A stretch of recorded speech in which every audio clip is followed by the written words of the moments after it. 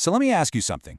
Have you ever really stopped to think not just about what you believe, but how you came to believe it in the first place?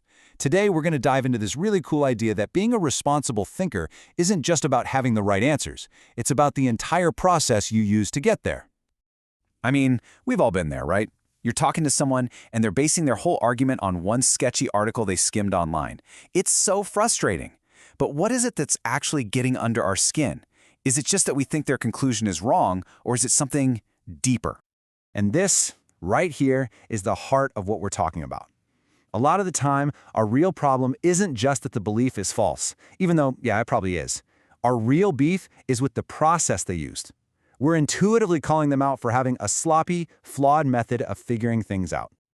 Now, to really get why this focus on process is such a big deal, we got to take a step back and look at the old rules. For a long, long time, philosophy had a much tighter, much narrower idea of what it means to believe responsibly. This traditional way of thinking is called evidentialism. And the main idea is actually pretty simple. You are only responsible for making sure your beliefs match up with the evidence you already have. The stuff that's in your head right now, that's it. Nothing more, nothing less. The philosopher Richard Feldman put it just like this, and you can see how specific and technical it sounds. You've got S for some person, P for some idea, and T for a specific moment in time. The only thing that matters, according to this, is what's going on in your head at that exact instant. So what this really means is that your duty as a knower is totally private. It's all internal. It doesn't matter if you could have spent 5 minutes on Google and found out you were wrong. It doesn't matter if your one source is totally unreliable. All that matters is what you do with the information you happen to have in your mental filing cabinet at that moment. But that feels a little off, doesn't it? It just doesn't capture why we get so annoyed with people who rely on flimsy, one-sided info. And that's what brings us to a much bigger, more modern way of looking at our responsibilities. This is the million-dollar question that modern philosophers are asking. What about the work of actually getting the evidence? Isn't searching for information, checking your sources, and being careful about what you consume, isn't that part of our responsibility too?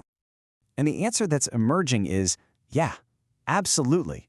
You can't really draw a neat little line between the act of gathering evidence and the act of forming a belief based on it. They're all tangled up together. And once you see that, that old, narrow view of evidentialism just starts to feel way too small. All right, to make this all super clear, let's look at a couple of quick examples from the research. These two characters are perfect because they show how we already, intuitively, judge people for being bad believers. And as I describe these two guys, just pay attention to your own gut reaction. The way we instinctively criticize them shows that in our daily lives, we're already using a much broader set of rules for responsible believing than the old-school philosophers thought.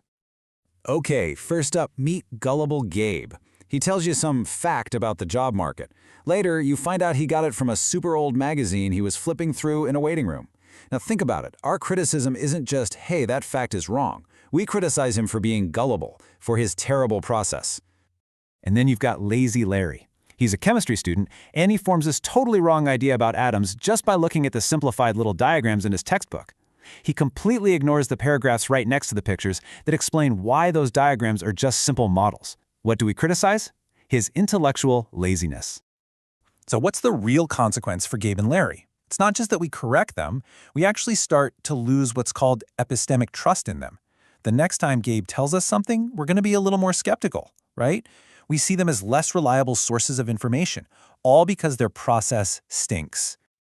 And this gets us to what philosophers call epistemic vices. You can think of these as bad habits of the mind. They're not exactly moral sins, but they are failures in how we act as thinkers. Things like laziness, like our buddy Larry, or gullibility, like Gabe. Then there's the classic confirmation bias, where you only look for stuff that proves you're right. And of course, closed-mindedness, just refusing to even consider another point of view. Okay, this is where it all gets really serious. Because this isn't just about you being a smarter, better thinker in isolation. The way we form our beliefs has this huge ripple effect that hits everyone around us. Let's dig into that. As the philosopher Robert Carey Osborne puts it so well, we are social animals. We rely on each other for good information to navigate the world. So when we're lazy or gullible in our own thinking, we're not just failing ourselves, we are putting our community at risk by becoming a potential source of bad info. And this leads to this really powerful shift in how we think about responsibility. The new idea isn't about whether you can magically control what pops into your head. It's about something called answerability. It means you have a duty to be able to explain and justify how you arrived at your belief to the people around you. You know, the best way to think about it is this. When a bunch of people are lazy or biased in how they gather information, it's like they're dumping pollution into a river we all have to drink from. It contaminates our shared information space, it makes it harder for everyone to find the truth, and it just eats away at the social trust that holds everything together.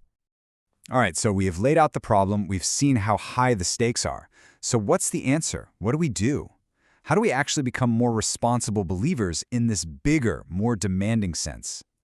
Well, the virtue we're all aiming for here is called epistemic conscientiousness. And look, this isn't just about kinda, sorta wanting the truth.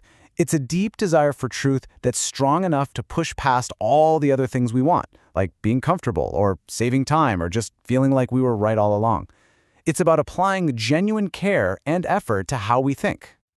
So how do we actually do this? It's not that complicated. First, you just have to accept that the work, the actual gathering of evidence, is a core part of being responsible. Second, you have to actively apply care and good judgment. Ask yourself the tough questions. Is this a good source? Have I even tried to find a counterargument? And finally, you have to recognize that the way you search for truth is a form of respect. Respect for the truth itself and respect for the other people in your community. And that is the biggest takeaway here. The goal isn't to be perfect. You don't have to be an expert in everything. That's impossible. The real goal is to be conscientious and responsible in your process, in the habits you build for learning and believing, especially about the things that really matter. So, I'll just leave you with this to think about. The next time you form a strong opinion, just take a second and ask yourself, were you being a gullible Gabe, a lazy Larry, or were you being epistemically conscientious? Is your process of believing a responsible one?